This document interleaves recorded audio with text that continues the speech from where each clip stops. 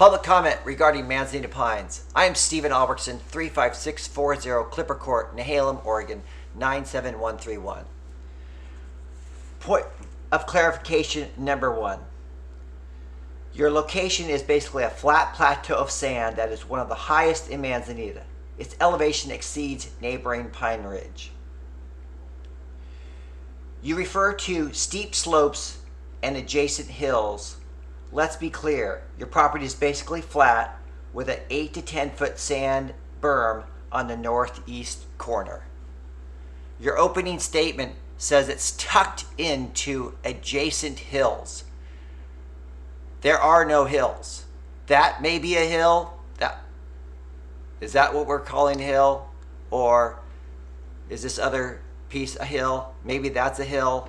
It's basically a flat plane of sand. Point of clarification number 1. Point of clarification number 2. Open space to the north and landscape buffer to the east separate Manzanita Pines from adjacent residential neighborhoods. This picture is a picture of my backyard. The ladder with the pole and the little red flag on top represents 37 feet. Basically, every tree in the backyard will be gone, and a building the size of that ladder with the red pole will be there. This is a view from the street.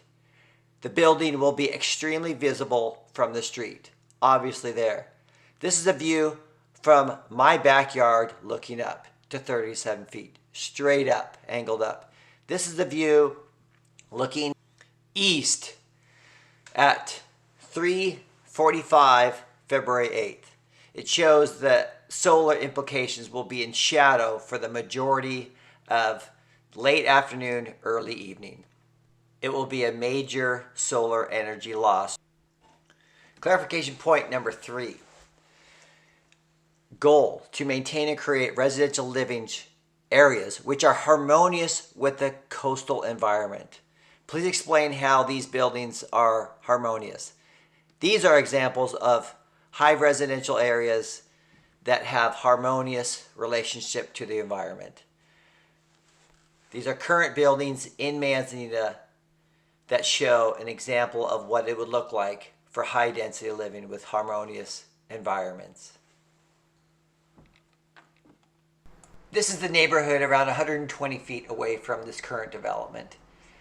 A 37-foot tall building that stretches nearly 200 feet is clearly not harmonious with its current environment. Clarification number 4. Senate Bill 1537 was created because there was towns that had large residents and little housing. This new state law was created because there was a housing shortage. Manzanita does not have a housing shortage. It has chosen to shift to short-term priority because it's been more profitable for the city and home.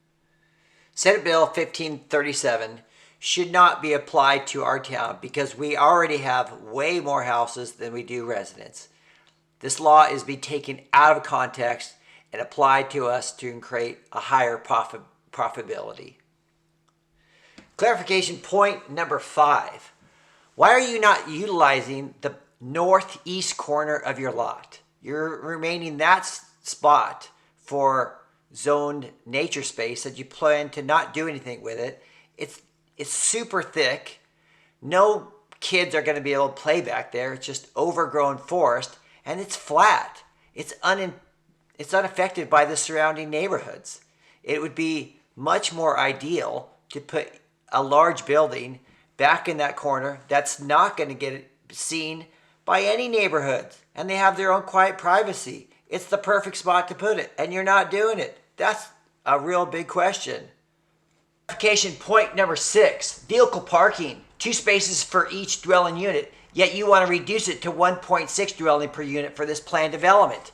I'd say get to know your community. You're in Tillamook County. Everybody drives. Your average dwelling is probably going to have 3 to 4 vehicles that are going to look something like this. We drive trucks in this neighborhood.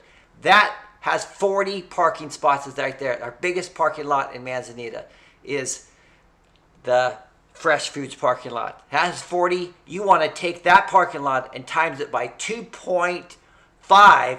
That would mitigate 90 spaces, which is still totally inadequate. We are a community that drives. Our public transportation infrastructure in this community is very minimal. Our biking lanes are extremely minimal. We drive. You need to support how our community works. We drive. Point of clarification number 7. The city has failed to provide proper public comment discourse, the mandatory part of this monumental decision process for both Manzanita and its surrounding community.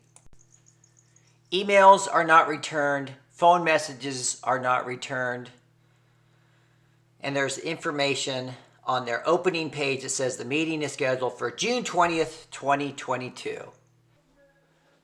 On all public documents, it says for further information, please contact our city manager, L. Amon, at 503-368-5343. There's no email, just a phone number to get more information.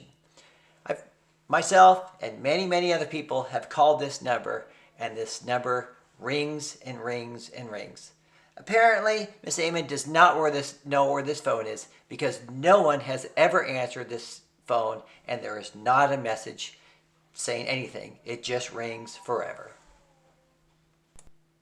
Both in the public comment document and the letter that was sent to my house, it encourages people to come and speak in person at a public town hall meeting. We've been looking for the location of this meeting, and it is unavailable on any public document. It is appreciated that a public meeting be held because most of my neighbors are technologically challenged, and the thought of joining a Zoom meeting is overwhelming and is debilitating them, and they aren't able to attend the meeting. Finally, you try to go down to Manzanita City Hall and talk to someone in person to figure out what's going on. And this is what you get. Nobody home. Why they're not there, we don't know, but it's closed. The citizens' accessibility to this public comment process is staggeringly subpar and makes me wonder if their continuation with the application is still valid. The transparency for this project is deplorable. It seems to be covered with thick corporate greed. This is a huge project where hundreds of millions will transfer hands over the next 50 years. The youth here will inherit this land. Let's take the necessary time for proper public discourse.